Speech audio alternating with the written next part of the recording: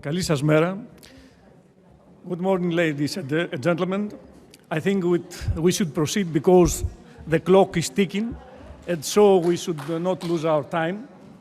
Please take your seats. First of all, I would like to thank ASEP, its president, Mr. Papaioannou, and its member, Evangelia Vlahu, for their kind invitation to participate in this very interesting conference.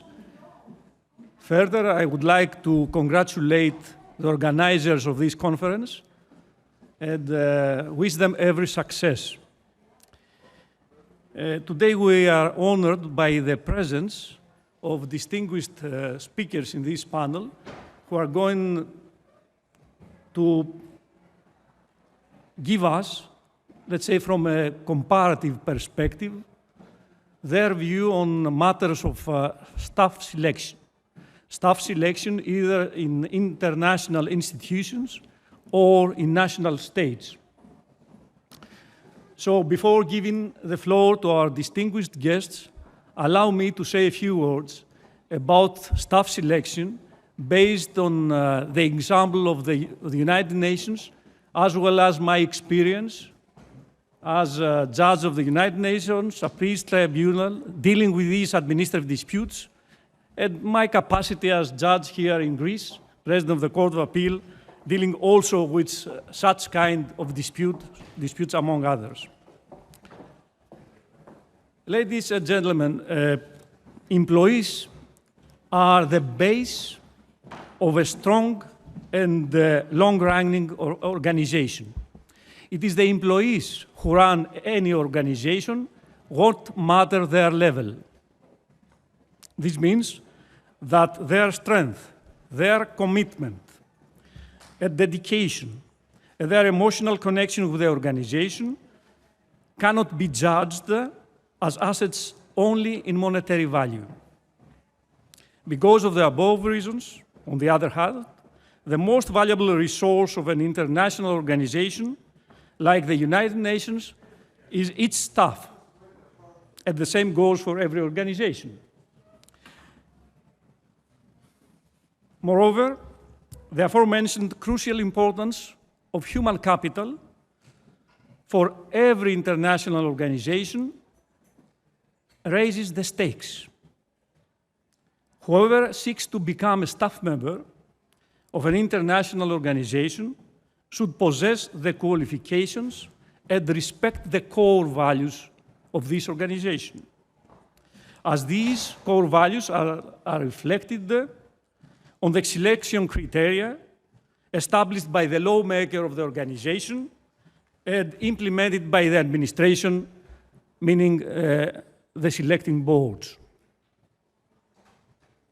For example, the Charter of the United Nations states that the paramount consideration in the employment of the staff and the determination of the conditions of service shall be the necessity of securing the highest standards of efficiency, competence, and integrity. There are some fundamental principles regarding staff selection by which every international organization has to abide. These principles are embedded in the Charter, the rules and regulations, or established by the jurisprudence. Moreover, there is no place for restrictions on the eligibility of men and women to participate in any capacity and under conditions of equality in the main or principal or subordinate organs of any international organization. The non-discriminatory clauses refer not only to sex, but also to race and religion. At some organizations, they go further to include the age, national extraction, social origin, marital status, pregnancy, family responsibilities, and other criteria. A further principle common to staff regulations and rules at all or at almost all organizations is that in filling vacancies, full regard shall be given to qualifications and experience of persons already in service without prejudice to the recruitment of fresh talent. the selection of staff in almost every organization comes within the discretionary authority of the organization, comes within the discretionary authority of the administration, the selection board. And this is not an easy task. Moreover, the exercise of such discretionary authority is not unfettered. Notably, the discretionary powers of the administrator in terms of staff selection must be exercised reasonably, fairly, and flexibly in accordance with the principles of international administrative law. And of course, the relevant administrative decision is subject to judicial review, a judicial review which focuses on the legality of the administrative decision, meaning that the international administrative tribunals, as well as the national courts, administrative courts, determine if the decision is rational, procedural, correct, and legal. Of course, the judges do not get into the shoes of the administration, meaning that they do not make the choices which belong to the administration. This is not the role of a judge to substitute its own decisions for that of the administration. Coming to the specific example of the United Nations, I would like to say that the United Nations workforce is made up of different categories, and within each category there are different levels. For example, in the professional category, there are levels from P1 to D2, depending on the expertise and the qualifications of the staff. And there is a distinction made between professional staff and general category staff, and international staff and national staff. International staff officers, commonly called P, because they belong to the professional category, they are generally recruited across the world to perform their duties in various duty stations. And they are picked up in order to perform high-level managerial skills. And this is very important because every organization depends on their decisions. The national staff, the national professional officers, commonly called NPO, they are recruited at the national level to perform managerial important duties when national experience and knowledge is required. And the general service staff, commonly called G, it's the category who make up the majority of the staff. They are designated to support the other staff, professional staff, and so on.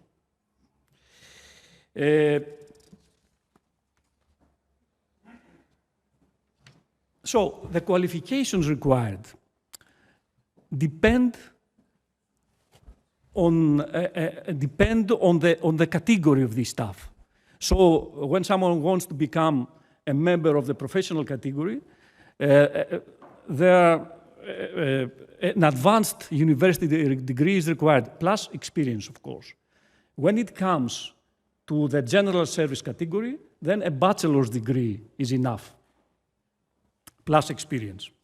I don't want to take up more of your valuable time, and I will come right away to the panel, giving the floor to the first of our speakers, Mr.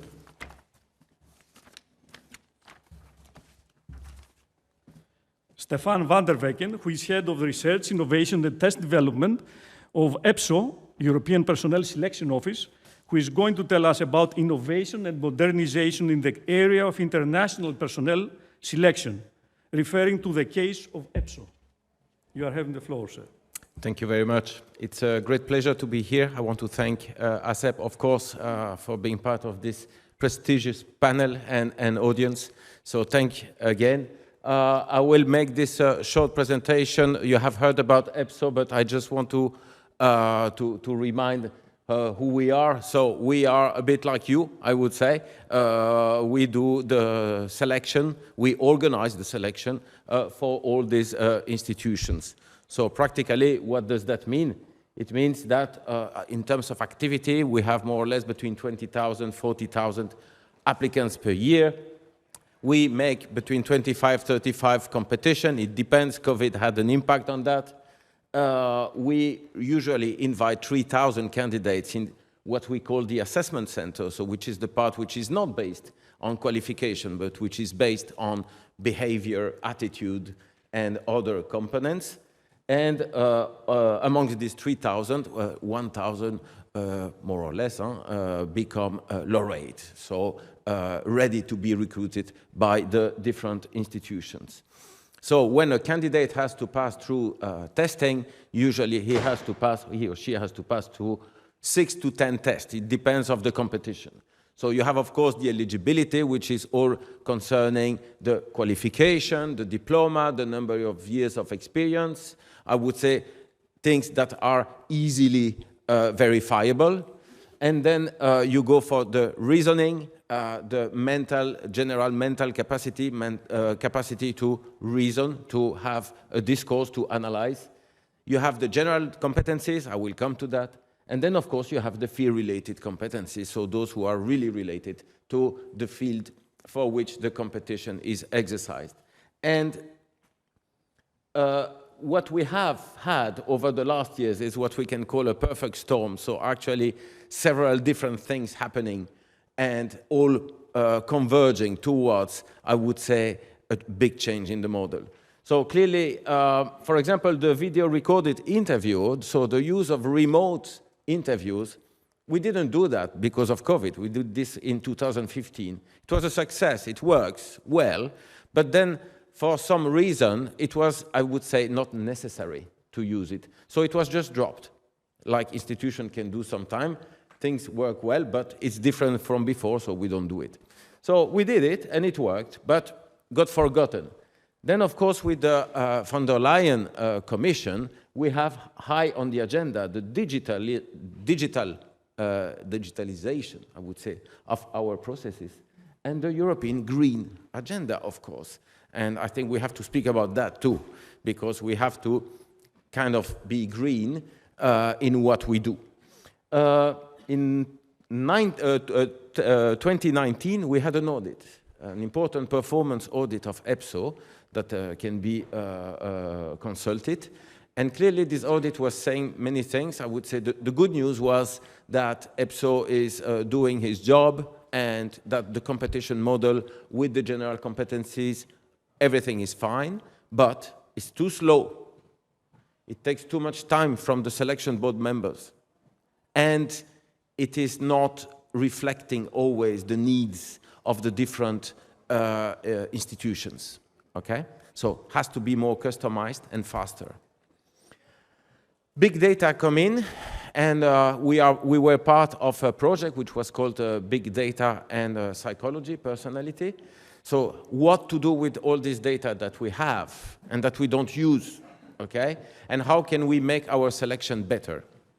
And then clearly the COVID. And COVID means that from one day to another, we have to go remote and we have to digitalize, okay? That's not an option anymore. We have to go for it. But what can we get from it?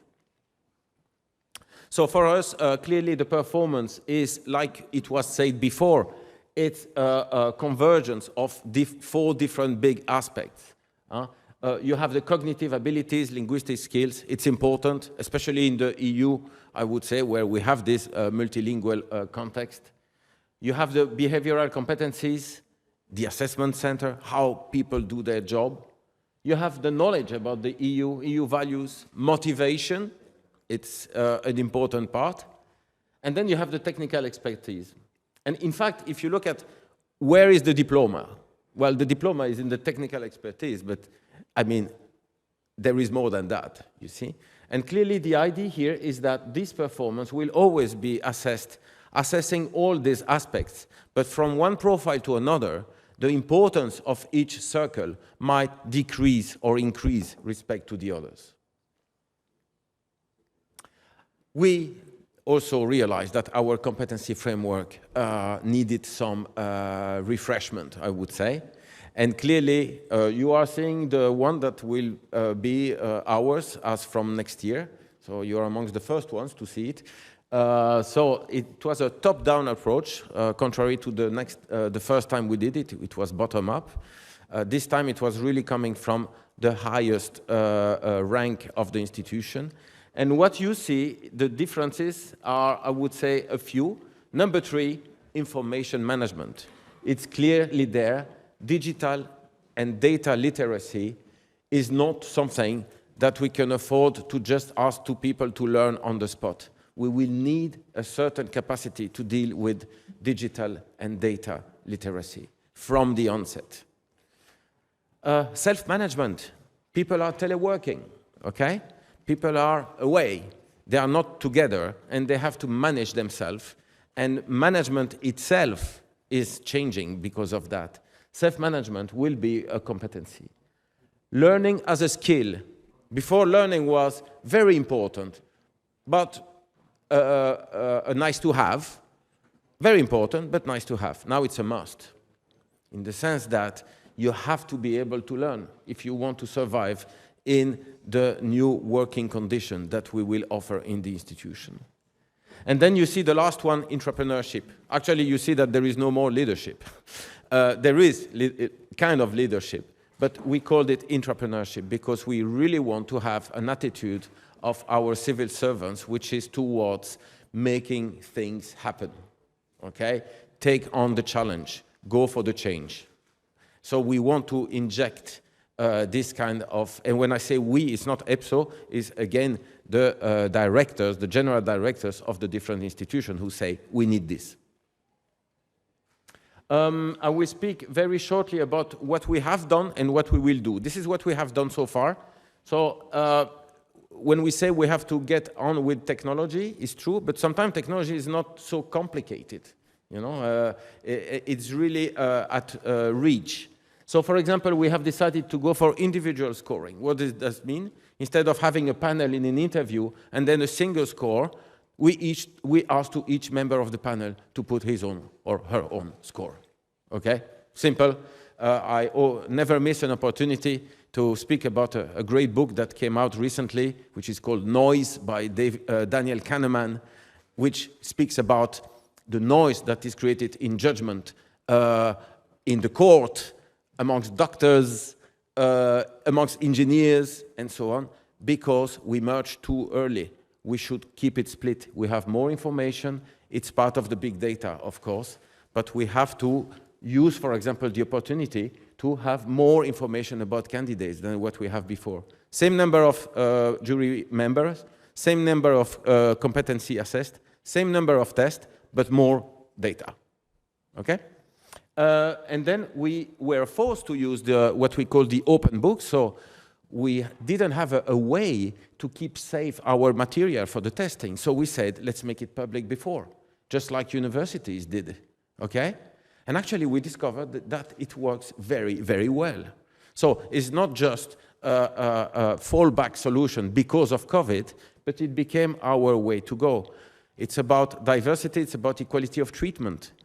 It's about also the fact that we don't have to deal with leaks anymore, because we make public very much in advance what will be the test about. Of course, we don't say everything, but we say most of it.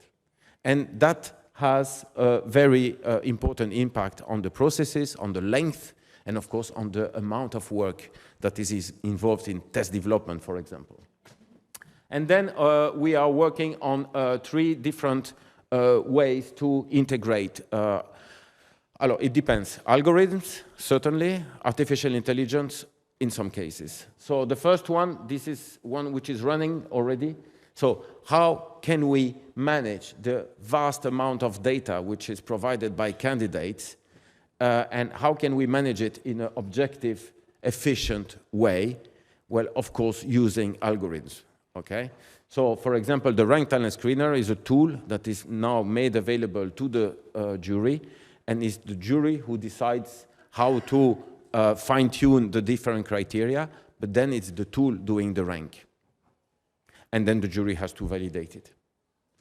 The second one is there, it's really artificial intelligence, so we will use a lot of what we call multiple choice questionnaire in the field, and the machine today is able to generate quite a lot of those MCQs. It was a headache before for the source person to write down items and then be scared that those items would be leaked and lost forever. Now we have clearly technologies which are there, which help to create in a fast, efficient, and very positive way multiple choice questionnaires. And then we have also a project with the Joint Research Center about using also AI, but in free text answers from candidates. That's examples. So you see, we produce ranks, we produce, I would say, numbers about candidates, and this can be easily disclosed. So there is nothing special in that. We want to be transparent, but it's clearly methods which are error-free, and that's the big difference between the machine. Machine can be stupid, but will always be stupid in the same way, and contrarily to human. And an example of automated item generation also. We will have digital skills test up front. As I said, it's not enough anymore to ask for people do one day learn. Yeah, they have to know a little bit of it before starting, okay? And we will have EU knowledge open book multiple choice questionnaire. What does that mean? It means that we will announce on which sources we would like the candidates to know a bit more about the EU, because we have seen that this is important. This is a specificity of EU, not necessarily applying to the Greek situation, to be checked, but for us, clearly, it is important to have this EU layer, I would say. Challenges, yes, clearly the cloud, okay? So today, if you use some technologies, you go on the cloud, and when you go on the cloud, then you have data protection issues. So we have to manage that. There are ways to go around it, but clearly we have to be careful. Staffing, it's clearly that we will need new skills, skills that do not exist. Actually, they do exist, but they are rare. They are very young. There are data analysts, data scientists, and these people will be needed, and they will need to work together with the usual psychologists that were working, as someone says before, since 100 years on this topic. And then we need more empirical evidence. So we don't have years of experience that we can show in the court that this works. We don't have that, okay? So we are learning by doing. And so far, so good, because we have a monitoring process with each institution. As soon as they have hired people selected under the new process, we ask them, is it okay? You know, what's the feedback? And so far, so good. But clearly, we will need more empirical data, that's for sure. It will come within 2 or 3 years. We have a few projects. I don't know if I have time for that, but just to say that we want to use better the application system. We want to make it more searchable for the recruiters. There is an enormous amount of data which is made available by candidates and never used practically. We want to clearly adapt our training offer, training to the selection board members, because it's too heavy for the moment.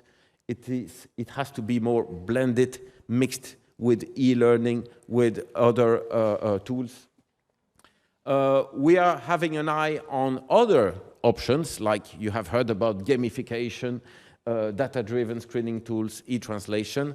I must say that for the last 2, we are into it, we are working on it. The first one, we found it still a bit early, I must say, for what we have seen. So we have no project on gamification, but we keep an eye on that. And then, of course, we develop research with universities, Delft, Rotterdam, Saarland. I would be happy to have also a Greek university, so that's an open call. And clearly, we try also to develop collaboration with ASEP or with other bodies. We have a special group to which we will invite you next time. So we have to share these best practices. A word about diversity, especially, very high on the agenda. Of course, due to the EU situation, okay?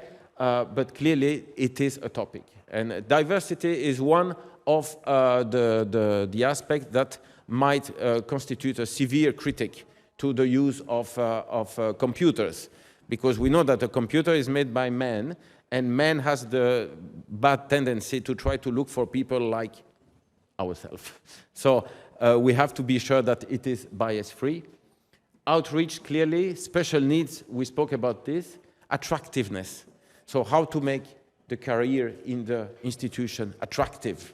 Well, of course, by having first, as a first entry point, a selection process that is attractive itself.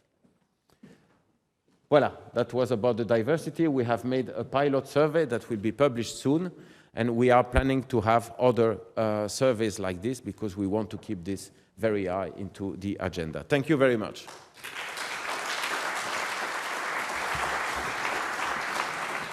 Okay.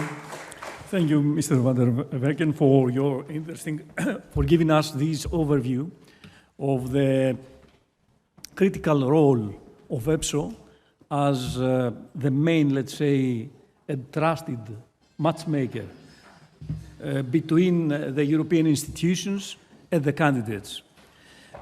Also for giving us the heads up on the refreshment of your competency framework. I liked the motto, your motto, learn or perish. It reminds me of something. Our next speaker is Ms. Michèle Bornert, Head of Department of Talents Diversity. Yes, yes, I know. I'm going to explain it. I'm just saying her name. Head of Department of Talents Diversity, Competitive Exams and Evaluations of the French National Institute. Due to unforeseen circumstances, unfortunately, she's not able to be with us, but we'll have the opportunity to watch her video recorded speech at the end of this session. Be support to member state reforms of Director General for Structural Reform of the European Commission, who is going to make her presentation under the title Challenges and Opportunities for Improving Human Capital in Public Administrations, the European Commission Perspective. You are having the floor.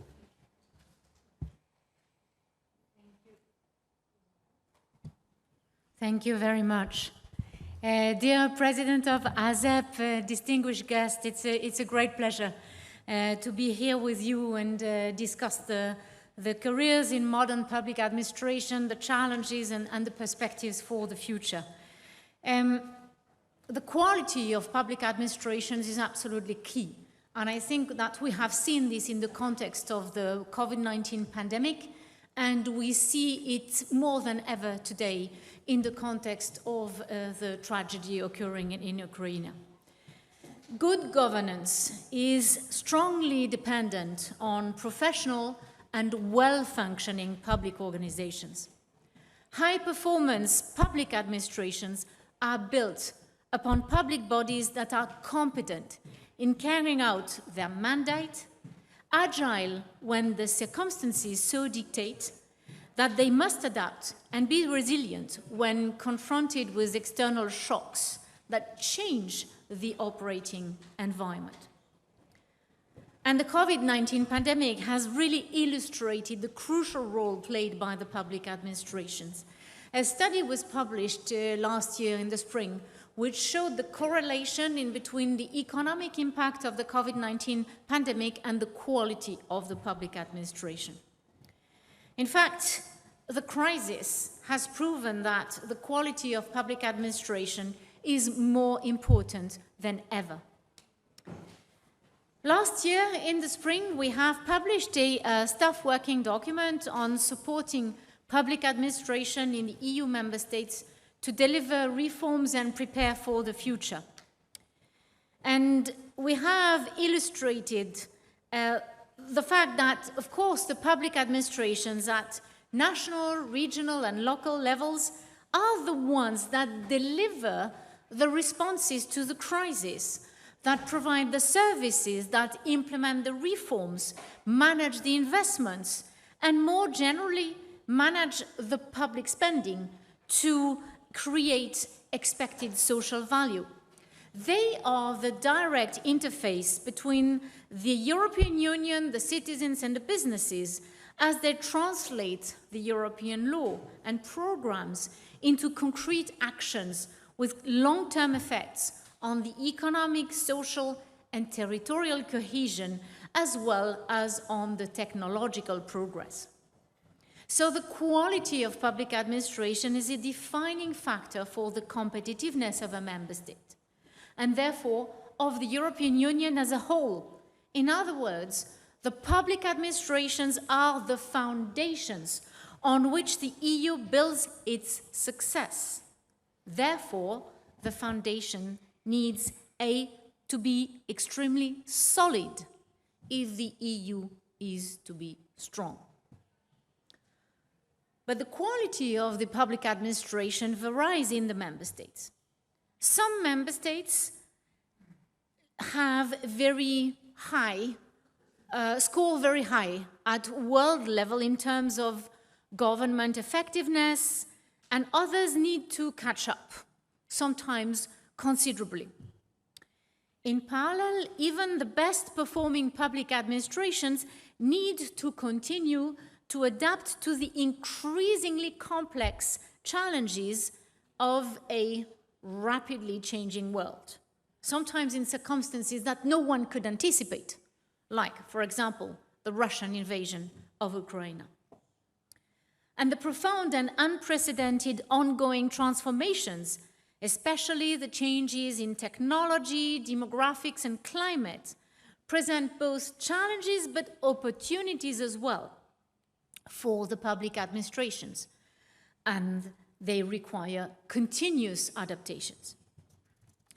The quality of public administrations still largely depend on the decisions of the individual organizations, the use of entrusted powers, resources, and functions, the designs of systems and procedures, the engagement of capable and motivated staff, and their interaction with citizens, enterprises, civil society, and other administrations. So strengthening the public administration means investing in their administrative capacity and making the most effective use of available assets, especially the energy, expertise, and experience of public officials. Public administrations have always been fundamentally about people, for the people, and by the people. Like any service organization, the most precious asset and productive resource of any public administration is in its human capital. But the pressures on public services delivery have continued unabated, and in many cases risen through the economic crisis and the subsequent recovery. Citizens and enterprises increasingly expect high services standards, and rightly so, for their transactions and interactions, to stand comparison with commercial providers, convenient, customized, and costing little or nothing online. But the cost to build and deliver these services is often challenged.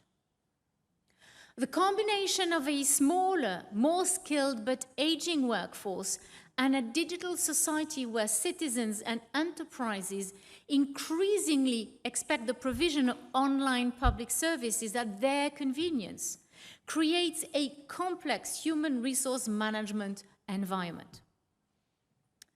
And some of the key challenges that the member states need to deal with are the attraction and the selection of the right staff in all levels, including in leading positions. And second, the successful motivation of public employees, both at entry in the career and all along the career, with a view to maximizing their potential through attractive career paths, improving thus their performance and prospects, including building professional leadership. As regards the first point, the attraction and the selection of the right staff. The major challenges that public administrations need to face are, on the one hand, the demographic changes, related skill shortages, and the competition with the private sector to attract the most competent staff. And on the other hand, the budgetary savings and the challenges to identify the right people for the right job, which matters even more when employment levels are frozen or cut, like you have seen in Greece in the last years. And in particular, due to aging, some member states will see about 1/3 of their civil service retire in the coming 10 to 15 years. This creates serious risks for the continuity of the service and the performance of the public administration. In addition, the cuts in the last economic crisis, the extensive use of external expertise and outsourcing of functions, as well as the trend for more generalized types of jobs, have often hollowed public administrations and deprived them of important knowledge and experience to evaluate the policy challenges, develop the right policy options, manage the investments, etc.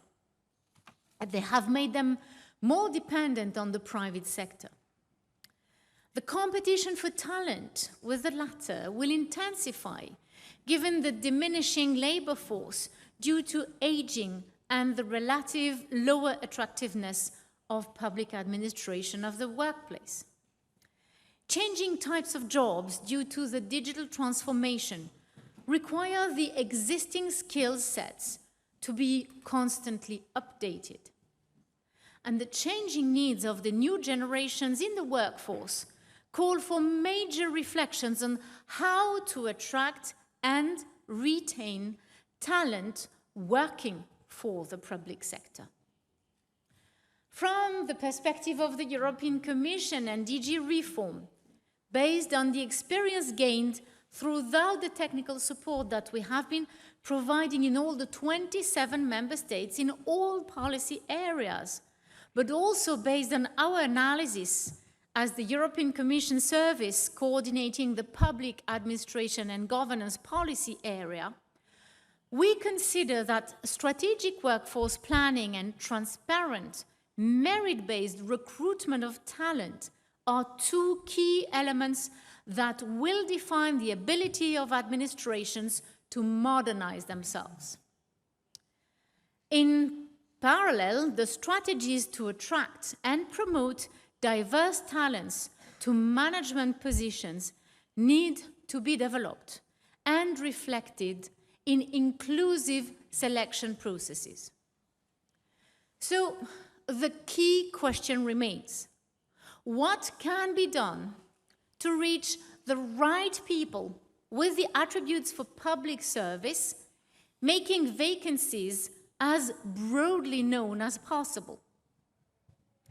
According to our Commission's Quality Administration Toolbox, some useful tools to broaden the appeal and attract the right candidates could be the following: to develop an attractive job profile based on competency and ensure there is sufficient information with regard to the job contents. Second, publish all the vacancies in the most important print media, but also in the social media and central websites of governments with the aim of reaching all relevant target groups. Third, invest in image campaigns, career fairs, marketing campaigns. Collaborate with job agencies to publish vacancies to reach as many job seekers as possible. Check the advertising campaign reaches out to all sections of society, irrespective of age, gender, ethnicity, and physical ability. Make sure that the recruitment procedures be not too lengthy, especially compared with the private sector, and emphasize on interesting career perspectives, a challenging job content, promote working for the public good, and a good work-life balance. And coming to the second point, another big challenge for the public administration is to realize and develop the potential of its people and successively motivate them to constantly improve their performance and projects. One key element linked to the engagement and motivation of staff could be considered the performance feedback and reward. All employees need and deserve to know how they are performing, to motivate them by highlighting their strengths, to help them improve by pinpointing their areas of development, to help them develop by identifying gaps in their competence and to signal when they might be ready for promotion. Many administrations across the EU either have performance management systems which center on performance appraisal or are undergoing the process of introducing them. Appraisals are now at the core of human resource management, and their role has become pivotal to efforts to improve performance, result orientation, and motivation, while performance appraisal techniques are constantly evolving.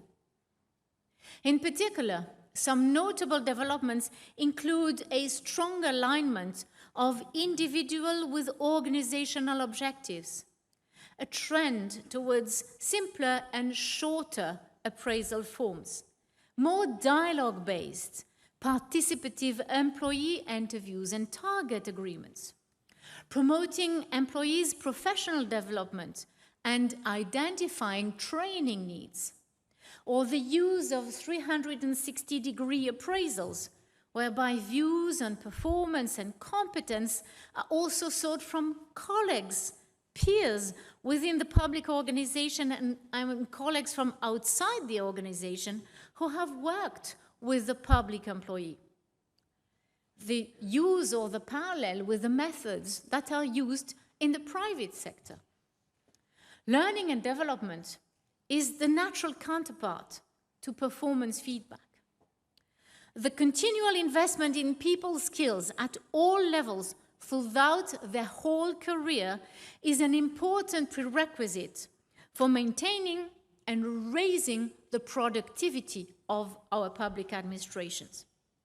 Moreover, lifelong training and learning opportunities prevents skills obsolescence and skills mismatches and promotes staff's employability and workability until the career end, and thus individual and organizational ability and capacity. In the past, learning and development was seen as a personalized, standalone activity focused on helping the individual to gain skills, knowledge, and promotion. But nowadays, it is viewed more strategically as an element of human resource management and a tool to achieve organizational objectives, increasingly linked to professional profiles and job descriptions. In addition, we should not forget that in the context of the competency-based human resource management approach, the aim of learning and development is not only to strengthen knowledge and foster performance, but also to develop attitudes, behaviors, and abilities. For this reason, there is an increasing tendency to widening the scope of training programs by adding transversal competencies such as analytical skills, leadership skills, strategic thinking, goal achievement, social skills, project and personal management, networking and intercultural skills, IT skills, etc., etc.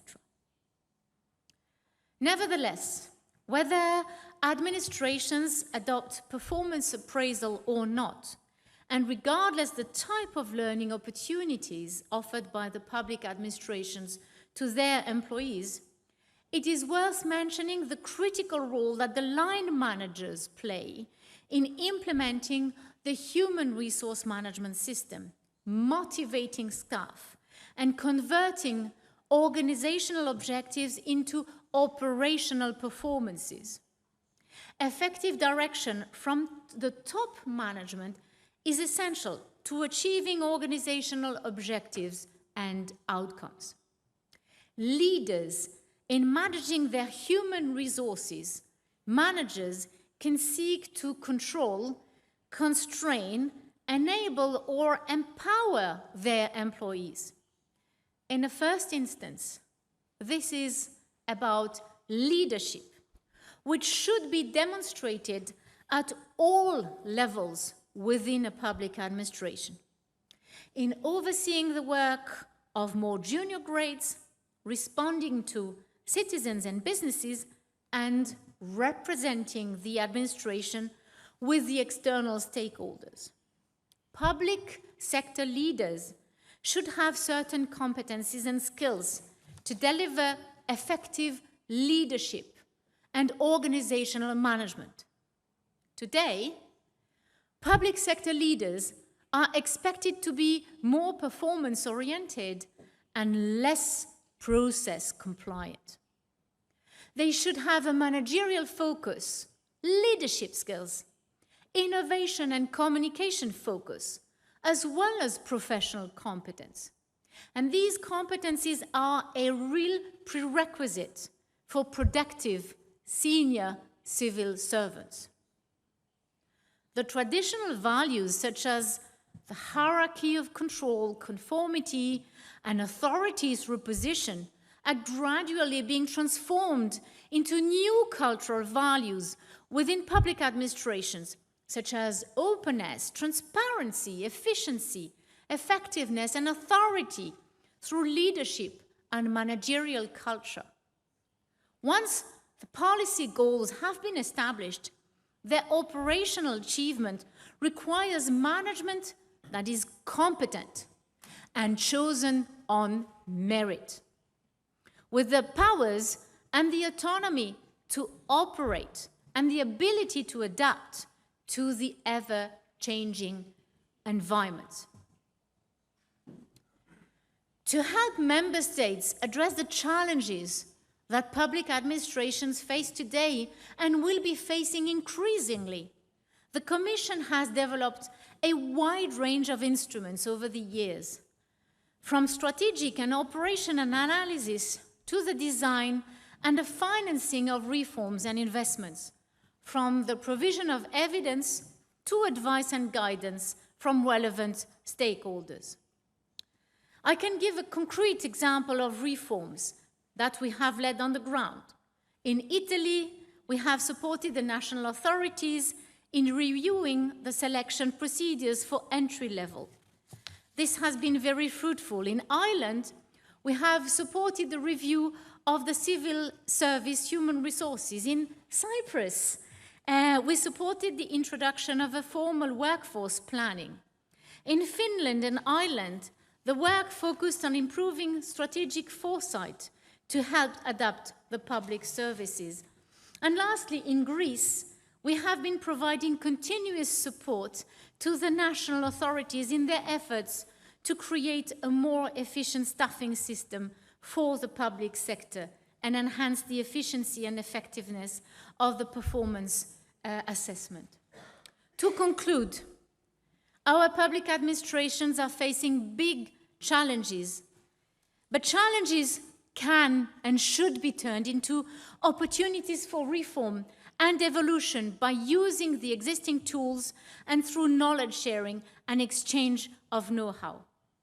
Improving the quality of governance is one of the central reforms that we aim at promoting and supporting through our work in support to the member states and our work in the policy area of public administration and governance. The European Commission and DG Reform in particular stand ready to continue supporting the member states in these very important reforms endeavors. We count very much on the Greek Ministry of Interior and on ASEP, Mr. President, to help us promote these important issues. Thank you very much.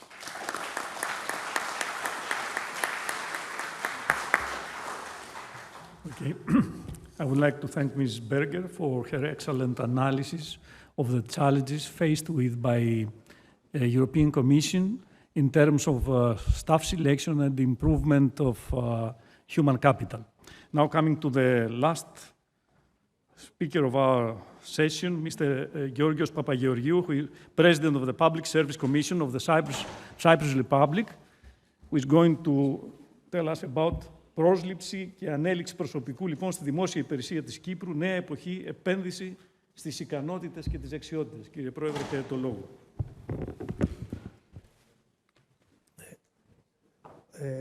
Έχουμε κάποιες διαφάνειες στο PowerPoint. Ωραία.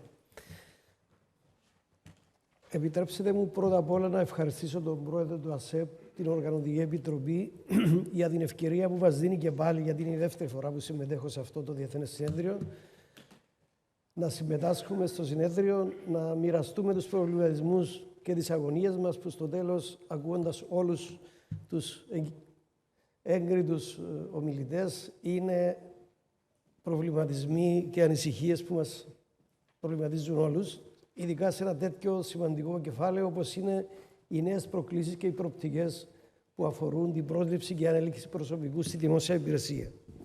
Ξέρω ότι είμαι ο τελευταίος ομιλητής πριν το διάλειμμα και θα προσπαθήσω να περιορίσω την ομιλία μου όσο είναι δυνατό για να μην σας κουράσω περισσότερο.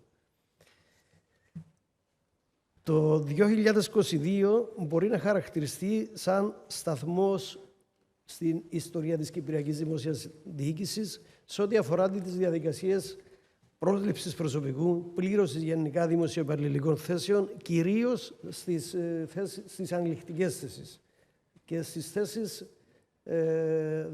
τις ανώτερες και ανώτατες θέσεις, αυτές που θεωρούνται ως θέσεις ευθύνης.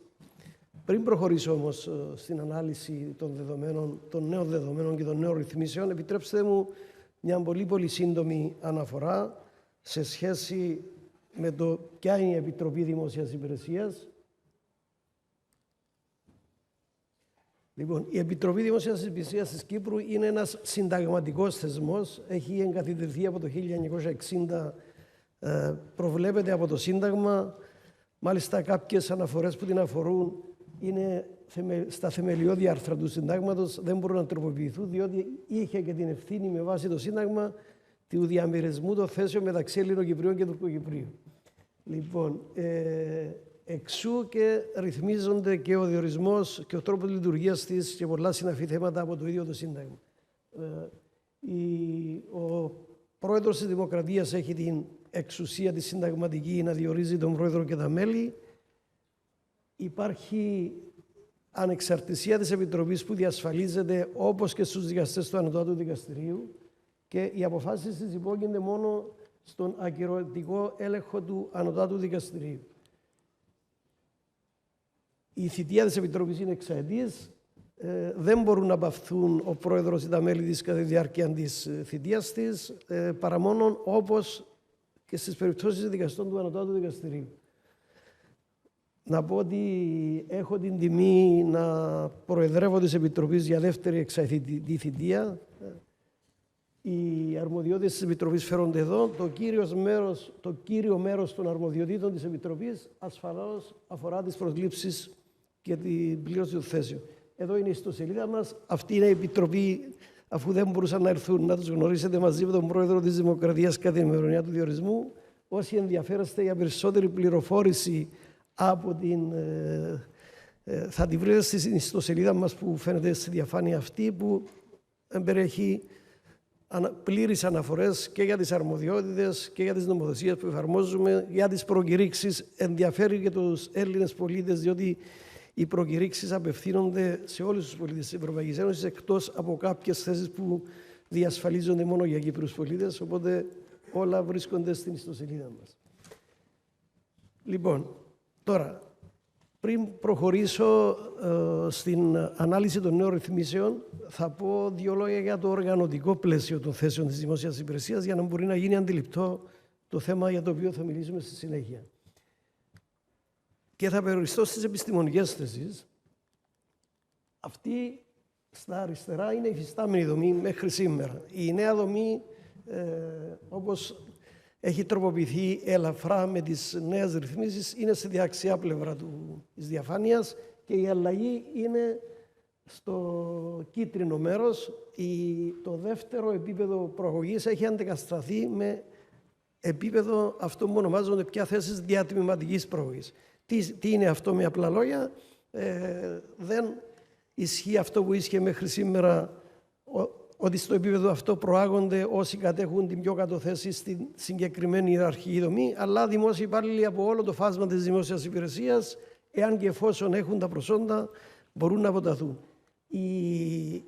Η αναφορά που θα κάνουμε στη συνέχεια θα αναφέρεται στις θέσεις εισδοχής που είναι κάτω, στις αυτές τις θέσεις διατμηματικής προαγωγής και τις θέσεις πρώτου θεσμού προαγωγής που είναι οι διευθυντικές και οι θέσεις γενικών διευθυντών. Όλες αυτές οι θέσεις προκηρύσσονται και διεκδικούνται από αυτούς που έχουν τη δυνατότητα να συμμετάσχουν στη διαδικασία.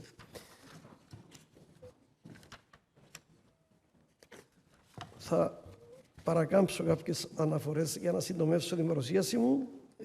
Θα πω ότι οι θέσεις εισδοχής, οι ρυθμίσεις που υπάρχουν για τις θέσεις αυτές ισχύουν εδώ και πάρα πολλά χρόνια. 15 χρόνια ίσως και περισσότερο. Προβλέπεται ότι το βασικό κριτήριο για τις θέσεις αυτές ήταν η επιτυχία των υποψηφίων σε γραπτή εξέταση. Αυτό που έχει αλλάξει τα τελευταία χρόνια είναι ότι η γραπτή εξέταση πια έχει πάρει το χαρακτήρα εξέτασης ικανοτήτων δεξιοτήτων. Εδώ είναι τα κριτήρια με τα οποία βαθμολογούνται και πληρούνται οι θέσεις εισδοχής. Στην κατηγορία των μη επιστημονικών θέσεων, από ό,τι θα προσέξετε, δεν υπάρχει συνέντευξη, προφορική εξέταση. Δηλαδή, οι υποψήφοι κατατάσσονται και επιλέγονται με βάση τα υπόλοιπα τυπικά, όπως έχουν αναφερθεί προηγουμένως, ακαδημαϊκά κριτήρια και πείρα, αλλά κυρίως με βάση το αποτέλεσμα της γραπτής τους εξέτασης που είναι πια τεστ ικανοτήτων. Στην περίπτωση των επιστημονικών θέσεων υπάρχει γραπτή εξέταση, συμμετέχει και ο προϊστάμενος της υπηρεσίας στην οποία υπάγεται η θέση και δικαιούται και αυτός να μοριοδοτήσει μέχρι 5 βαθμούς την απόδοση του υποψηφίου και η Επιτροπή έχει δυνατότητα μέχρι 20. Αλλά από ό,τι θα έχετε δει, καθοριστικός παράγοντας είναι ο βαθμός. Και ο βαθμός είναι καθοριστικός και για ένα άλλο λόγο. Στη διαδικασία δεν μπαίνουν όλοι οι υποψήφοι. Ανάλογα με τον αριθμό των θέσεων μπαίνουν στη διαδικασία οι 3 πρώτοι. Αν είναι μία θέση, οι 3 πρώτοι, δεδομένου ότι πληρούν τις προϋποθέσεις εκλεξιμότητας, έχουν τα προσόντα και την εμπειρία που προβλέπεται. Αν είναι 10, για παράδειγμα, οι πρώτοι 30 και η διαδικασία συνεχίζει μόνο με αυτούς.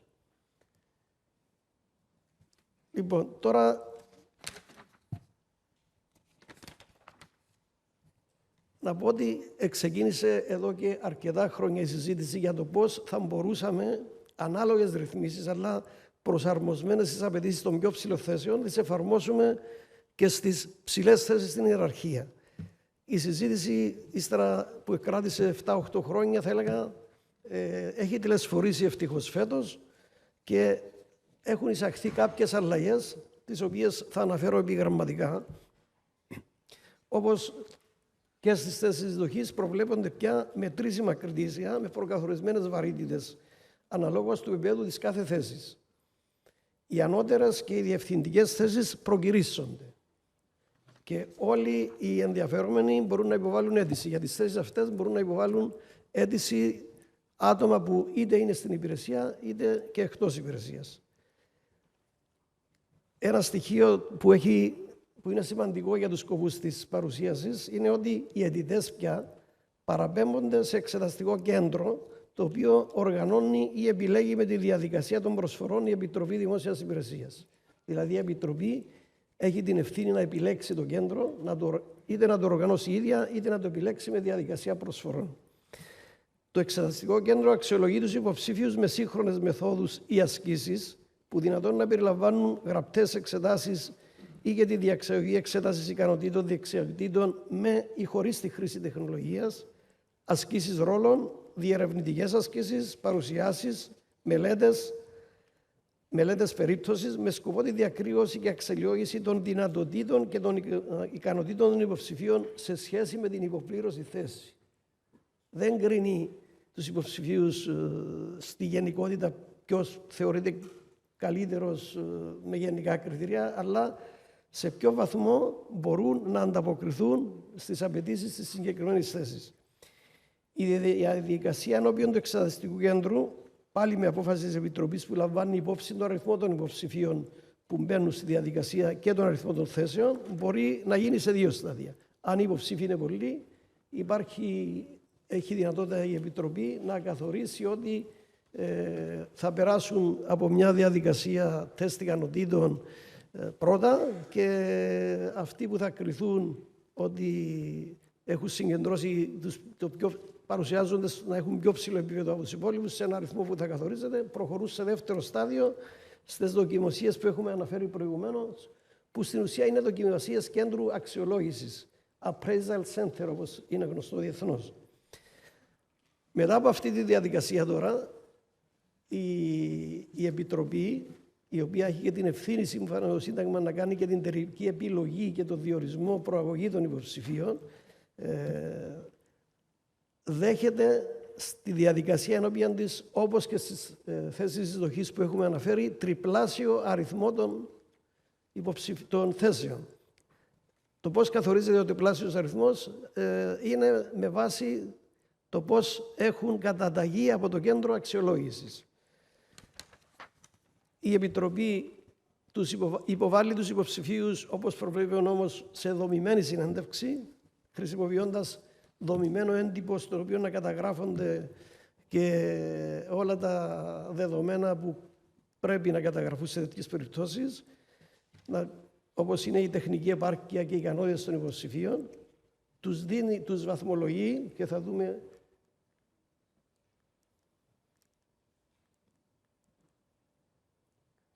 αυτές είναι οι θέσεις που έχουμε πει που περνάνε από κέντρο αξιολόγησης. Έχω προσπαθήσει να φύγουμε λίγο από για να κερδίσουμε χρόνο. Εδώ είναι η διαδικασία διαγραμματικά. Οι θέσεις προκηρύσσονται, παραπέμπονται σε εξεταστικό κέντρο.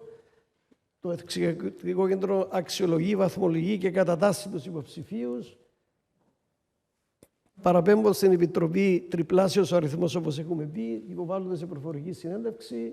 Εδώ η Επιτροπή αποδίδει μονάδες στα μόρια που ο νόμος, στα κριτήρια που ο νόμος επίσης έχει καθορίσει, θα δούμε μετά, και με βάση αυτά καταρτίζεται ο πίνακας των διοριστέων προακτέων.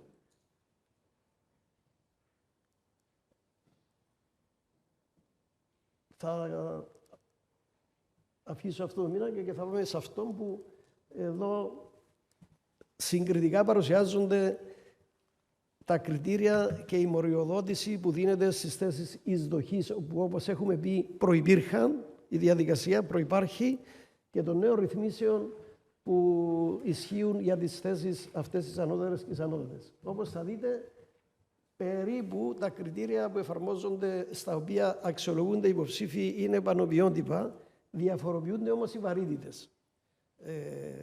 Για παράδειγμα, θα δείτε ότι τα πρόσθετα προσόντα, ένα τυπικό προσόν, εδώ για τις ανώτερες θέσεις η βαρύτητα του, ενώ είναι μέχρι 3 μονάδες στις θέσεις εισδοχής, εδώ είναι μέχρι 10.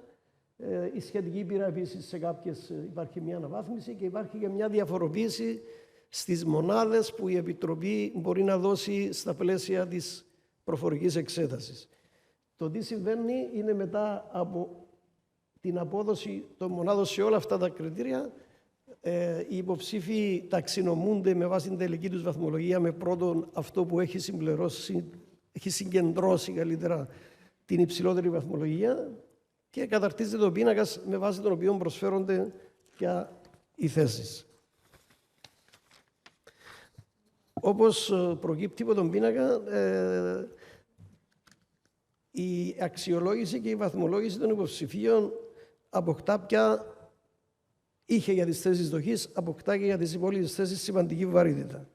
Πρώτα απ' όλα πρέπει να τονίσουμε ότι η βαθμολογική κατάταξη των υποψηφίων είναι καθοριστική αν θα συνεχίσουν στη διαδικασία ενώπιον της ΕΔΗ. Δηλαδή, όσο ψηλό βαθμό και να έχεις πάρει, όσα ψηλά προσόντα και να έχεις, αν δεν είσαι στους 3 πρώτους, αν είναι μία η θέση, δεν συνεχίζεις τη διαδικασία. Άρα, είναι καθοριστικό το αποτέλεσμα της γραπτής εξέτασης. Επίσης, να σημειώσω ξανά ότι ο βαθμός που φέρνουν μαζί τους στη συνέχεια, επίσης, έχει τη μέγιστη βαρύτητα στις θέσεις δοχής. Φυσικά, αν τα αθροίσει κάποιος στις θέσεις δοχής, θα είναι ότι το άθροισμα υπερβαίνει το 100, αλλά έτσι είναι στον νόμο, ενώ στα υπόλοιπα είναι σε εκατοστιαία βάση. Η βαρύτητα στις θέσεις της δοχής είναι περίπου 80% της γραπτής εξέτασης, ενώ στις υπόλοιπες είναι 40 με 50.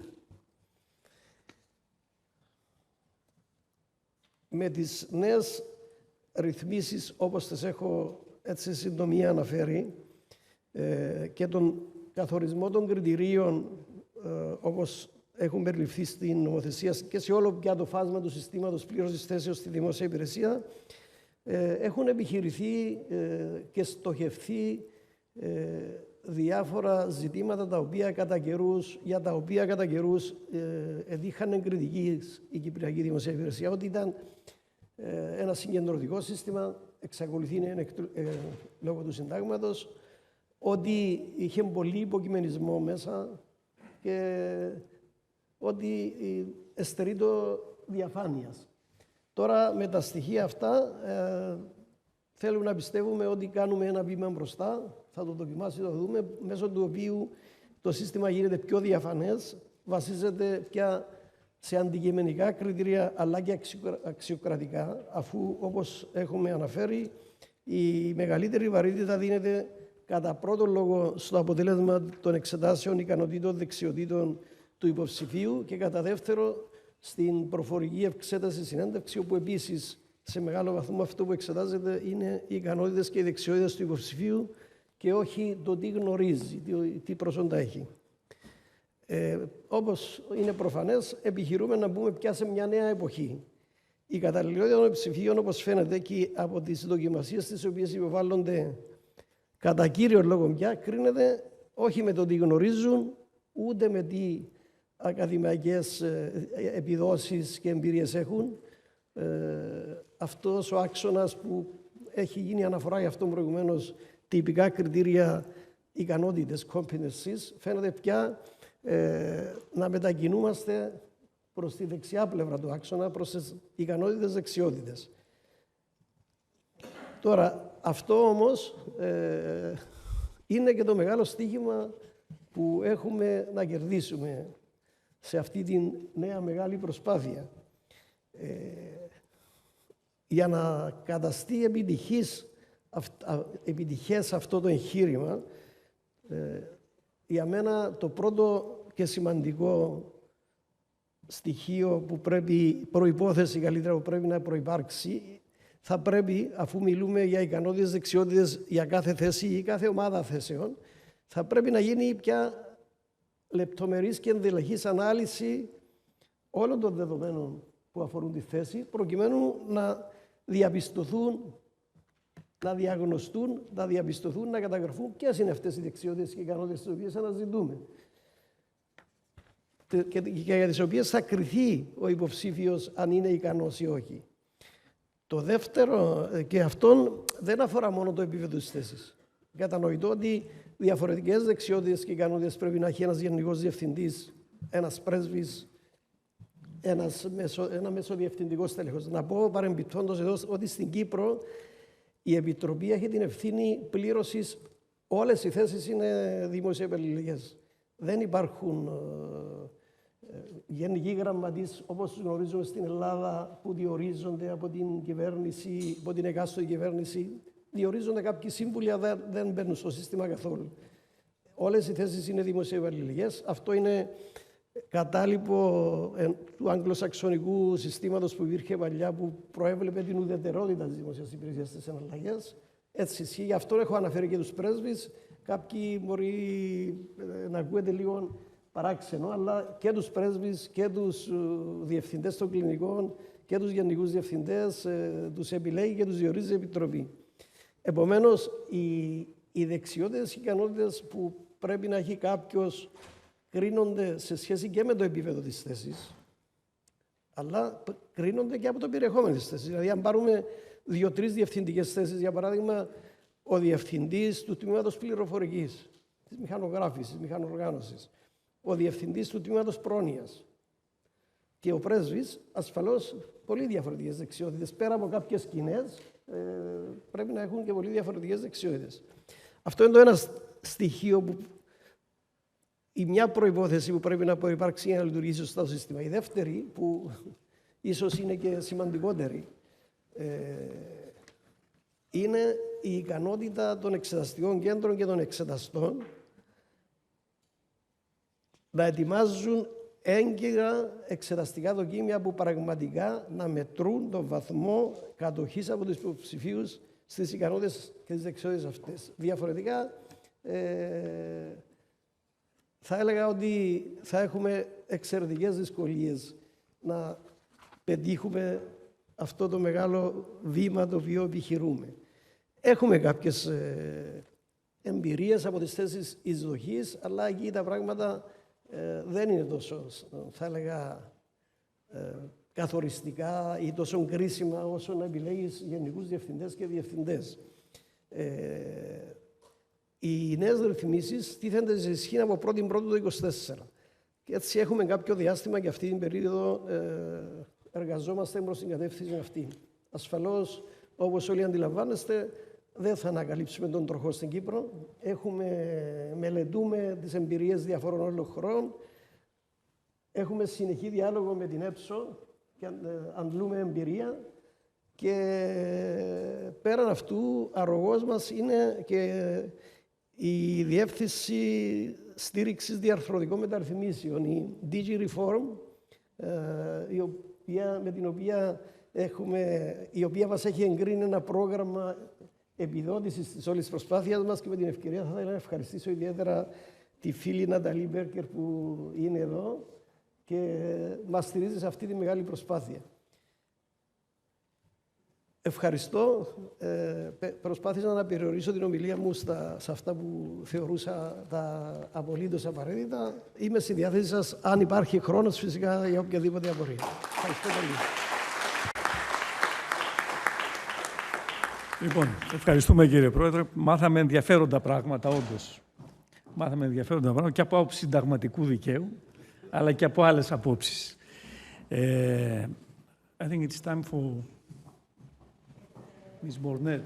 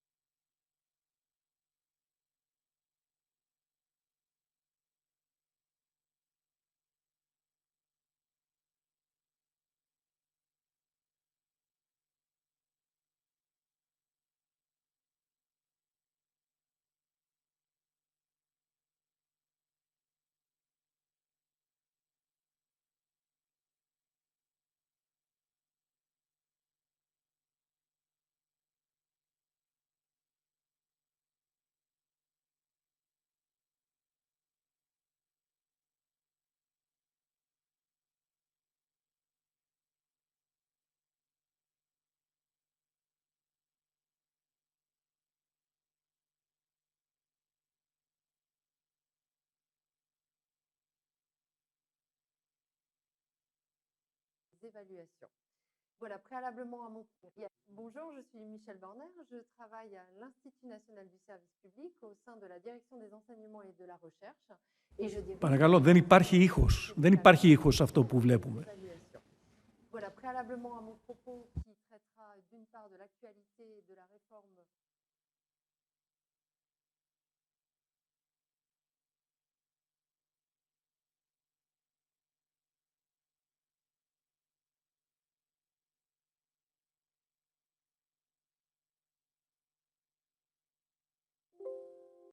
de la haute fonction publique en France.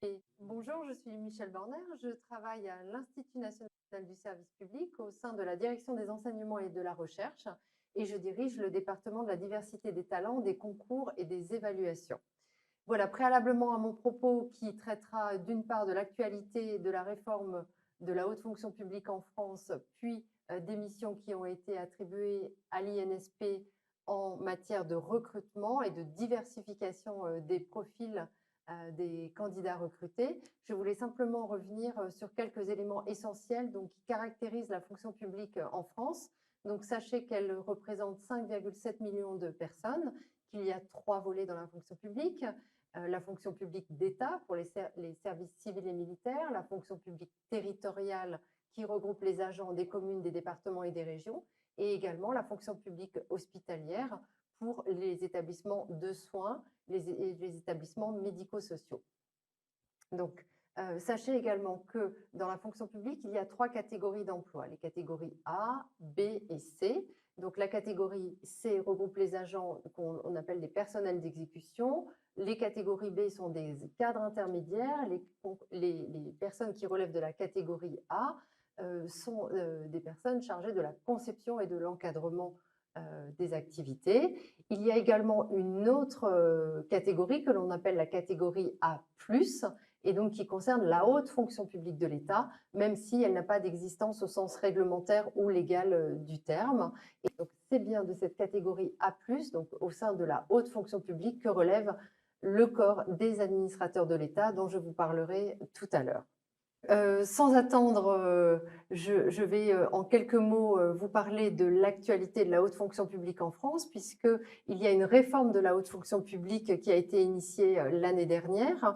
Alors pourquoi? Eh bien, à la fois pour transformer la haute fonction publique dans l'intérêt à la fois des hauts fonctionnaires et des employeurs publics, également pour renforcer la représentativité des cadres supérieurs de l'État. Donc, ce que l'on souhaite au travers de cette réforme, c'est renforcer à la fois le service des missions prioritaires de l'État, mais également la motivation des cadres supérieurs de l'État, dans la mesure où on va prendre en compte leurs aptitudes, leurs aspirations et leurs compétences, et également celles des employeurs publics. Donc, l'objectif, c'est bien de décloisonner la haute fonction publique, donc à travers un regroupement au sein d'un même corps sur lequel je vais revenir, pour rendre la haute fonction publique plus forte, plus ouverte, plus attractive et également plus adaptée aux enjeux du XXIe siècle. Donc, c'est ainsi qu'au 1er janvier 2022 ont été créés le corps des administrateurs de l'État, la délégation interministérielle de l'encadrement supérieur de l'État et l'Institut national du service public. Donc, pour revenir au corps des administrateurs de l'État, j'en parlais à l'instant, eh bien, ce corps des administrateurs de l'État vient remplacer une multitude de corps de catégorie A+, donc au sein de la haute fonction publique d'État. Je pense à des corps de diplomates, à des corps préfectoraux, je pense également à des corps d'inspection de la haute fonction publique en France, donc pour constituer un même socle de l'encadrement supérieur de l'État. Donc, c'est bien l'Institut national du service public qui est chargé à la fois du recrutement de ces administrateurs de l'État, mais également de leur formation initiale et un petit peu plus tard, au courant de leur carrière, de leur formation continue. Mais on va y revenir.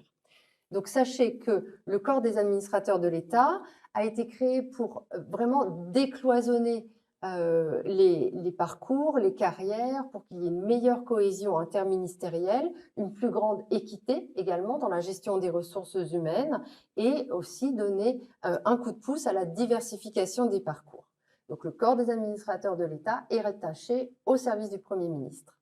Il en est de même pour la délégation interministérielle à l'encadrement supérieur de l'État, donc qui est également rattachée au service du Premier ministre et qui est en fait la DRH des cadres supérieurs de l'État, puisqu'elle est chargée de définir, de coordonner et d'animer la politique de ressources humaines de l'encadrement supérieur de l'État. Enfin, l'Institut national du service public, qui à partir du 1er janvier 2022 a remplacé l'École nationale d'administration dont vous vous souvenez tous, est aujourd'hui le nouvel opérateur public français de référence pour le recrutement. Il est également chargé de la formation initiale, de la formation continue des administrateurs de l'État, mais également de l'ensemble des cadres supérieurs de la fonction publique et des dirigeants de l'État. L'INSP est basé à Strasbourg, où se situe son siège. Nous avons également des locaux à Paris, qui sont un petit peu les locaux historiques de l'École nationale d'administration. Et donc l'INSP a 5 axes prioritaires de travail. Le recrutement, donc à travers, je vous l'ai dit tout à l'heure, le recrutement des administrateurs de l'État, mais également l'organisation des préparations associées à ces concours. On organise également des préparations aux concours pour les candidats qui souhaitent intégrer les institutions européennes. Donc voilà, cet axe de recrutement est principalement marqué par l'objectif de diversité sociale, géographique et académique. On a également parmi les axes la formation initiale, je vous le disais, on recrute les administrateurs de l'État et ensuite on les forme avant d'entrer dans la haute fonction publique. Donc on a ici un rôle d'école d'application et de formation de ces jeunes hauts fonctionnaires. Plus tard, à travers la formation continue, on va les retrouver, donc eux et également leurs homologues, pour des actions de formation continue d'excellence qui pourront être certifiantes, voire diplômantes. Et puis, il y a l'axe recherche qui est très important puisque l'INSP a à cœur de conduire et de financer les activités de recherche dans les domaines de l'action publique. Enfin, le rayonnement international de l'école passe au niveau européen et au niveau international par la valorisation de ces éléments de recherche, mais également par l'accueil d'étudiants étrangers, également par son expertise en matière de recrutement et de formation. Les objectifs de l'INSP sont clairs, recruter une haute fonction publique à l'image de la société, pour reprendre les termes de notre président Emmanuel Macron. Donc le premier axe des missions de l'INSP, c'est le recrutement de profils plus diversifiés, à la fois socialement, mais aussi géographiquement et académiquement plus diversifiés. Alors l'ENA avait déjà entamé cette démarche à travers les 5 concours qui permettent aujourd'hui d'accéder à l'INSP et donc au corps des administrateurs de l'État. Donc, ces 5 concours se divisent en 2, puisque nous avons d'abord les 3 concours historiques de l'INSP.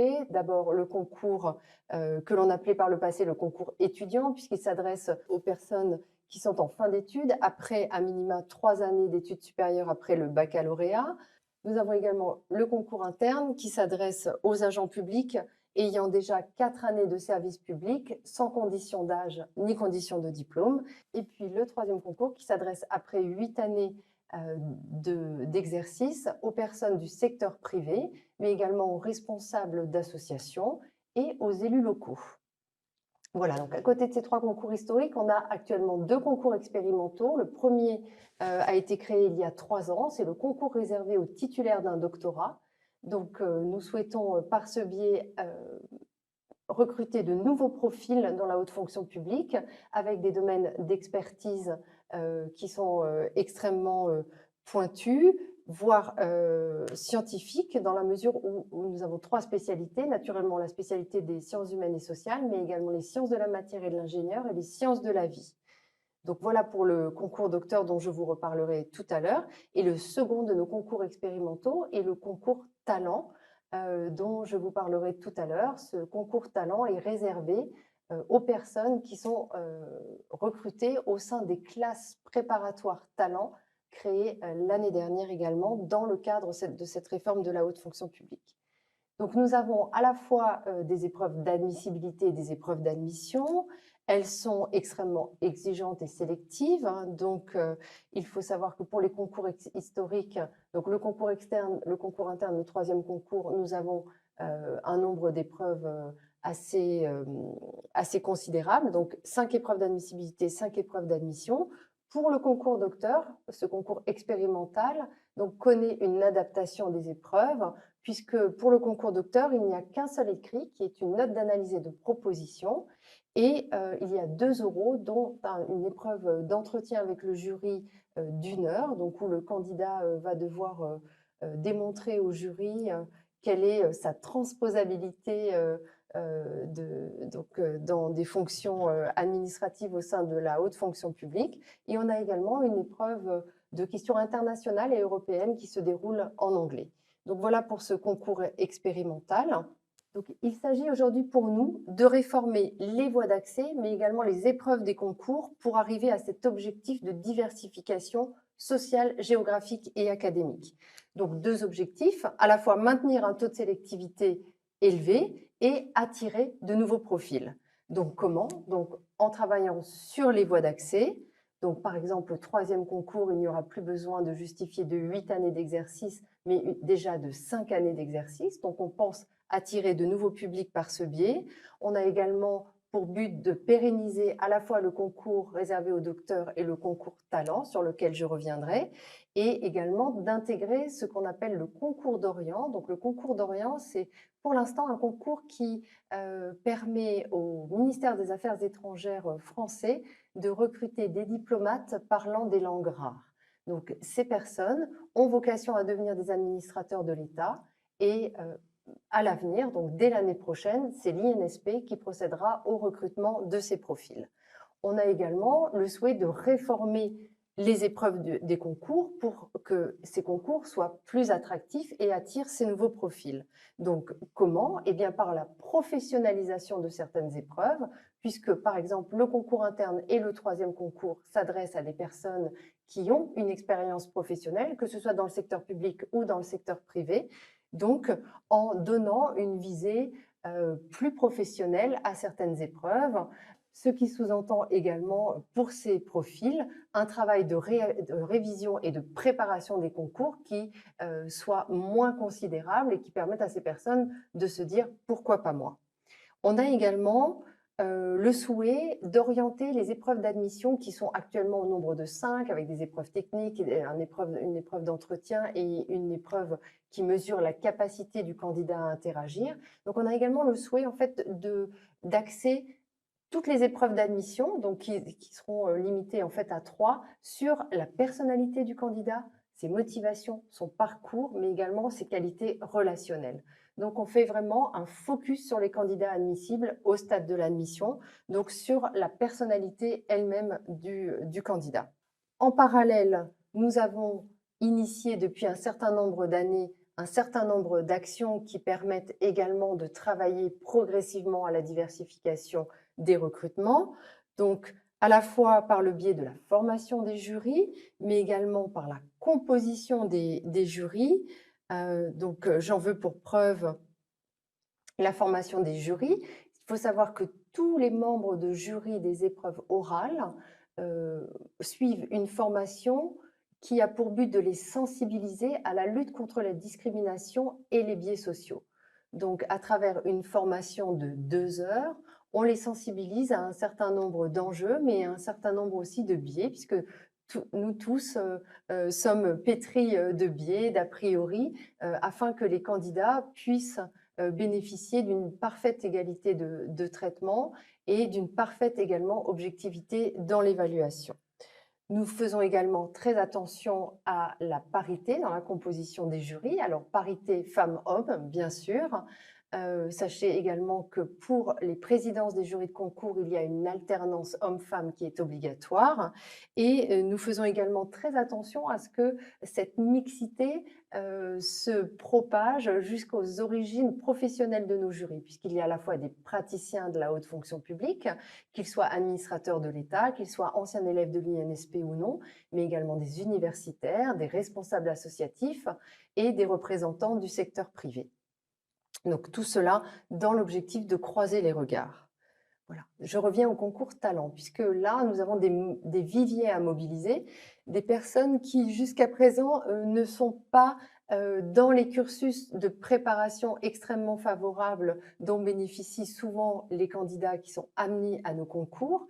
Donc pour cela, 70 classes talent ont été créées l'année dernière en France. Ce sont des classes préparatoires, donc qui permettent à des étudiants boursiers de l'enseignement supérieur ou à des demandeurs d'emploi de préparer dans des conditions optimales le concours externe d'entrée à l'INSP et également le concours talent. Donc ce concours talent est la réplique du concours externe, mais il est réservé aux personnes qui ont suivi la classe préparatoire talent. Donc il faut savoir que ces classes talents permettent à des effectifs extrêmement réduits. On est à moins de 25 élèves par classe talent. Ils sont dans des conditions d'accompagnement idéales puisqu'ils bénéficient d'un mentorat, également d'un coaching lorsqu'ils sont admissibles à différents concours. Et puis, on veille également à ce qu'ils aient des conditions matérielles, logistiques et financières qui leur permettent de préparer dans les meilleures conditions le concours classe talent. Donc, dès l'année dernière, le concours talent a été organisé et a permis à 6 personnes donc d'être lauréats du concours de l'INSP. Voilà, sachant que ces personnes n'auraient pas pu entrer à l'Institut national du service public si elles avaient passé le concours externe classique. Donc, c'est tout l'objectif d'amener de nouveaux profils dans les promotions de l'INSP. Donc, l'INSP, parmi ces 70 classes, l'INSP est en charge de 3 classes talents, donc qui sont basées à Paris, à Strasbourg et également à Nantes. Voilà. Parallèlement aux classes talents, nous subventionnons des centres de préparation à Paris et en province pour permettre au plus grand nombre de préparer notamment le concours interne et le 3e concours d'entrée à l'INSP. Nous travaillons également avec des associations qui œuvrent à la fois pour la parité, mais également pour l'égalité des chances à travers justement des actions de mentorat, de coaching et des témoignages visant à lutter contre l'autocensure, notamment des publics féminins. Et puis, au niveau des concours d'entrée, il faut savoir que les personnes souffrant d'un handicap bénéficient d'un traitement particulier. Donc, sur simple prescription médicale, ils peuvent se voir octroyer un secrétariat, plus de temps pour réaliser l'épreuve, l'octroi d'un ordinateur si la composition manuscrite n'est pas possible, ou un sujet en braille, voilà. Donc, nous faisons vraiment du sur-mesure par rapport aux aménagements qui sont demandés pour que les personnes en situation de handicap puissent passer le concours d'entrée dans les meilleures conditions. Enfin, sachez que la communication institutionnelle de l'Institut national du service public met en avant des parcours méritants, également des parcours atypiques, en tout cas travaille sur l'exemplarité de certains parcours afin de lutter contre l'autocensure et de donner envie à de nouveaux profils de se présenter au concours de l'Institut national du service public en témoignant notamment de la diversité des carrières qu'offre la création de ce nouveau corps des administrateurs de l'État. Il est important aujourd'hui que le service public retrouve une réelle attractivité. Il faut savoir que les candidats au concours de la fonction publique ont été divisés par 3 ces 25 dernières années, alors que les besoins en la matière augmentent et que la pyramide des âges est plutôt alarmante au sein de la haute fonction publique. Voilà, je serai en pensée avec vous depuis Strasbourg et je vous souhaite une très belle journée. Bonjour, je suis Michèle Bornert, je travaille à l'Institut national du service public au sein de la direction des enseignements et de la recherche et je dirige le département de la diversité des talents, des concours et des évaluations. Voilà, préalablement à mon propos qui traitera d'une part de l'actualité de la réforme de la haute fonction publique en France, puis des missions qui ont été attribuées à l'INSP en matière de recrutement et de diversification des profils des candidats recrutés. Je voulais simplement revenir sur quelques éléments essentiels. Donc... Time for discussion. Αν και δεν έχουμε πολύ χρόνο από ό,τι βλέπω, a lot of questions for Mr. Vanderveken, one for Ms. Berger and two for Mr. Papageorgiou. You are having the floor. Yes, you can start. Okay, thank you very much. Okay, let's go. I will cut on the praises, thank you very much, but I will go straight to the concept. What's the relation between leadership and entrepreneurship? Yes. Well, leadership was there, if you remember, in the old competency framework. And actually, it is still there, but it is within entrepreneurship. It's just a component of a more general attitude of entreprendre, so going for new projects. We clearly wanted to make the difference because clearly we know in the literature that the leadership word itself, concept, start to be a bit suffering and has been used for more than a century. So it is within, I would say. You will know more when you will see the anchors on which we will be transparent when they are ready. Gamification is, I would say, a recent trend of using, actually dressing situational judgment tests into graphic interfaces. It's used, the US Army uses it, the Chinese use them. I think it's a good tool, but as I said, we don't know enough. So that's it, we will wait and check what the others do. Yes, how AI is helping to develop more multiple choice questionnaire. Well, that's a technology that exists today. It's based on machine learning, neural learning. So it's a linguistic program, and it's quite impressive. So I would be happy to share more if someone wants to know about this. Self-management. Yes, self-management. Well, that's all the same for entrepreneurship. So the anchors, so the detail of each competency will be published soon. Hopefully they will be finalized by September. And as soon as we have them, as for the open book approach, we will make it public. So candidates know what we expect from them. And there is no secret on this. Self-management means actually capacity to really work in autonomy. Not only physically, also physically, but also to deal with IT problems alone, or to deal with situations alone, or in few, or without the boss, and so on and so on.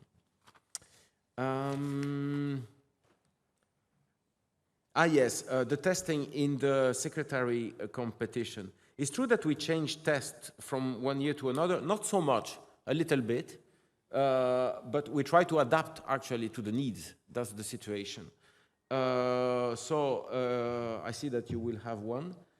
I would say that usually applicants appreciate when we don't repeat all over again the same test for years, because it looks like we are always looking for the same people and for the same thing, and we are in a world which is changing. In general, I would say that applicants welcome novelties, but what they want is transparency and explanation. Have the new tools of selection based on AI been challenged in the court? Not yet. It will come for sure. Just to mention two things. First of all, what we use, for the moment we haven't used AI. AI is coming in the next semester. I don't see big trouble with this one because it's developing items. But always, when we use algorithm or artificial intelligence, it is always to be validated by the jury. So it's a help to the jury. And the concept is really to make the jury of the work more efficient, faster, and better. But it's the jury who takes the final decision. So I don't see big problems on that. I think that's it. Thank you very much. Thank you, Mr. Vanderveken. So the only question directed to Ms. Berger has already been answered by Mr. Vanderveken. It was about to explain the personal or self-management. That's okay. So coming to Mr. Παπαγεωργίου, η ερώτηση που τίθεται είναι αν έχετε στοιχεία σε σχέση με τις εκθέσεις αξιολόγησης των δημοσίων υπαλλήλων της Κυπριακής Δημοκρατίας. Και ένα δεύτερο, αν είναι ικανοποιημένοι οι δημόσιοι υπάλληλοι από αυτό το σύστημα της επιλογής.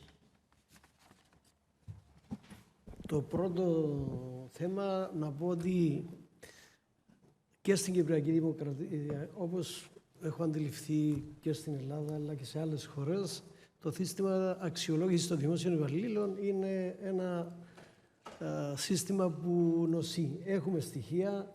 Στην ιστοσελίδα που έχω παρουσιάσει υπάρχει η ετήσια έκθεση μας. Εκεί παρουσιάζουμε ετήσια στοιχεία σε σχέση με τις αξιολογήσεις και παρουσιάζεται το θλιβερό φαινόμενο το 87% των δημοσίων υπαλλήλων να χαρακτηρίζονται ως εξαίρετοι σε όλα τα στοιχεία αξιολόγησης. Να πούμε ότι στις μεταρρυθμιστικές προτάσεις που έχουν εγκριθεί τελευταία εισάγουμε νέο σύστημα αξιολόγησης, ελπίζοντας και προσπαθώντας να κατευθύνουμε τους αξιολογητές με τρόπο που να σταματήσει αυτή η ισοπεδωτική βαθμολογία. Το δεύτερο που έχει σχέση, άμα δείτε, αν πάει κάποιος πίσω και δει τα κριτήρια και τη μοριοδότηση, στις αξιολογήσεις πια δεν δίνουμε τόσο σημαντική βαρύτητα στη διαδικασία επιλογής, παρά μόνο στις προογές για τις οποίες δεν μιλήσαμε σήμερα. Άρα είναι ένα σημαντικό πρόβλημα. Προσπαθούμε να βρούμε και μια λύση. Εισάγουμε νέες ρυθμίσεις, θα μπουν από πρώτου 23 θα αλλάξουν οι αξιολογήσεις. Θα δούμε πώς θα εξελιχθεί. Το δεύτερο, αντιλαμβάνομαι, ήταν η πάνελ. Αυτό που έχει δοκιμαστεί μέχρι σήμερα είναι το θέμα προσλήψεων με το νέο σύστημα. Οι νέες ρυθμίσεις, μιλάτε για τις αξιολογήσεις, είναι η ερώτηση, ή για το θέμα διαδικασία προσλήψεων προαγωγών? Για το σύστημα επιλογής. Επιλογής. Ωραία. Όπως έχω πει, στην πράξη αυτή τη στιγμή εφαρμόζεται το θέμα που αφορά τις προσλήψεις μόνο. Σε ό,τι αφορά τις προαγωγές, τις προσλήψεις στις ανώτερες θέσεις, θα τεθεί από 1η Πρώτου 24. Δεν έχουμε έρευνα που να δείχνει από πλευράς των νέων δημόσιων υπαλλήλων τη δική τους αντίδραση σε σχέση με τη διαδικασία. Αυτό που γνωρίζουμε όμως είναι ότι είναι ένα σύστημα που έχει γίνει αποδεκτό από όλους, και από πλευράς διοίκησης να πούμε ότι τα αποτελέσματα κρίνονται ικανοποιητικά με βάση διάφορες μετρήσεις, διότι επιλέγεται πράγματι προσωπικό ικανό. Για τις ανώτερες θέσεις, να πούμε ότι στις συζητήσεις που έγιναν έχουν εμπλακεί ενεργά και οι οργανώσεις συνδικαλιστικές, οργανώσεις των δημοσίων υπαλλήλων, και αυτές οι ρυθμίσεις είναι κοινή συνισταμένη όλων. Άρα θεωρούμε ότι τουλάχιστον είναι καταρχήν αποδεκτό αυτό το σύστημα να εφαρμοστεί. Ασφαλώς η πράξη και η ζωή θα δείξει και την αποτελεσματικότητα του συστήματος, αλλά και το πόσο αποδεκτικό είναι από τους ίδιους τους δημόσιους υπαλλήλους. Κύριε Πρόεδρε, επίσης, πώς αξιολογείτε τις ικανότητες, δηλαδή πώς διενεργείτε την αξιολόγηση της γραπτής σε σχέση με την συνέντευξη, είναι το ερώτημα. Ποιες ικανότητες αξιολογείτε και αν συνδέεται η αξιολόγηση των υπαλλήλων με την υπηρεσιακή τους επιβράβευση επίσης? Η αξιολόγηση, αντιλαμβάνομαι, η ετήσια βαθμολογία τους, υποθέτω. Λοιπόν, για τις προσλήψεις, αυτή τη στιγμή το τεστ ικανοτήτων που γίνεται περιλαμβάνει εξετάσεις αριθμητικής ικανότητας, αφαιρετικής ικανότητας και λεκτικής ικανότητας. Να πω ότι έχει φύγει, αντιλαμβάνομαι, ο κύριος Σωτηρόπουλος, ο οποίος είχε μιλήσει για απόβαση μηχανικών στο δημόσιο. Να πω ότι τα αποτελέσματα των τεστ αυτών δίνουν προβάδισμα σε άτομα που είναι είτε μηχανικής κατεύθυνσης ή ακαδημαϊκές τους σπουδές, είτε μαθηματικά. Έχει πέσει κάπως το ποσοστό των υποψηφίων που έρχονταν με νομική ή πολιτικές επιστήμες και άλλα τέτοια. Ο βαθμός επιτυχίας τους είναι κάπως κατώτερος. Αυτή τη στιγμή βρισκόμαστε σε ένα στάδιο αξιολόγησης των αποτελεσμάτων υπό το φως και αυτών των δεδομένων, για να δούμε πώς θα αναπροσαρμόσουμε τις ικανότητες και τις δεξιότητες που θα πρέπει να λαμβάνονται υπόψη για τους σκοπούς στο τεστ, ούτως ώστε να υπάρχει και να είμαστε σίγουροι ότι αντανακλούν και κρίνουν επίσης όρις όλο το φάσμα των ικανοτήτων και των δεξιοτήτων και των ακαδημαϊκών κατευθύνσεων. Ευχαριστούμε πολύ. Ανησύγησα που άκουσα βέβαια για το χαμηλό ποσοστό υποψηφίων από την νομική. Και σκέφτομαι πως πρέπει και εμείς τα πανεπιστήμια να αναπροσαρμόσουμε τις μεθόδους και τις δεξιότητες των φοιτητών μας. Okay. Λοιπόν, να ευχαριστήσω λοιπόν όλους τους συνέδρους για αυτή την συνεδρία. Προβλέπετε διάλειμμα, το οποίο θα το έχουμε αμέσως. Μέχρι και 10.